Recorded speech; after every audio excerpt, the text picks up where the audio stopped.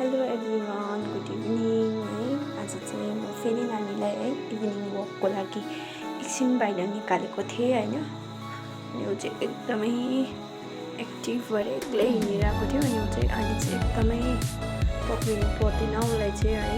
अलिकति अग्लोतिर चाहिँ लड्छ भन्ने डर हुन्छ है। अनि हेर्न सक्नुहुन्छ तपाईँले ऊ लड परिँदै कुदिरहेको छ है। अनि मैले चाहिँ एकछिन तल पुल्सुकोमा लगाएको थिएँ होइन उसलाई।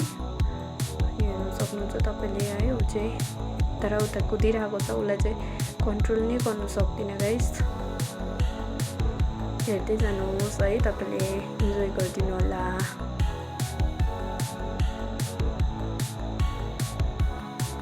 ऊ चाहिँ यहाँ बोल्दै थियो है।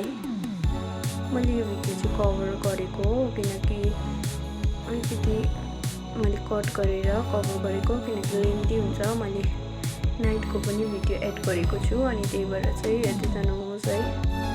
तपाईँले मेरो छोरीलाई माया दिनुहोस्, ब्लेसिङ दिनुहोस् है। राम्रो राम्रो कमेन्ट गरिदिनु होला। हेर्नु सक्नुहुन्छ तपाईँले है मेरो छोरीले। ऊ देख्नुभयो,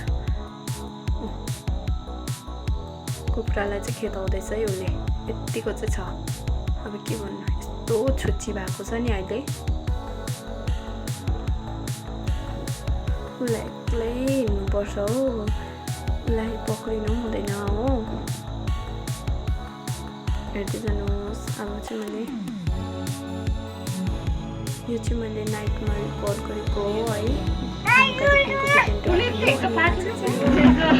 आकाशमा यस्तो देखाइरहेको थियो। अनि मैले यो पनि क्याप्चर गरेको छु है। यो त मेरो फोनबाट क्यामेरा राम्रो छैन, त्यो पनि तपाईँले हेरेर माया दिनुहोस् है। मलाई त्यति एडिट गर्नु पनि आउँदैन है। तर तपाईँले लाइक कमेन्ट एन्ड सेयर गरिदिनु होला है। माया देखाइदिनुहोस् है।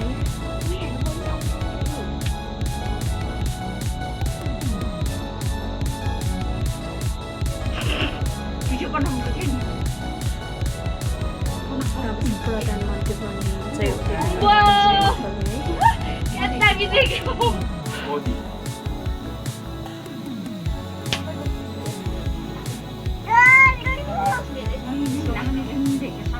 हुन्छ गाइस। मेरो भिडियो चाहिँ लामो भएको छ तर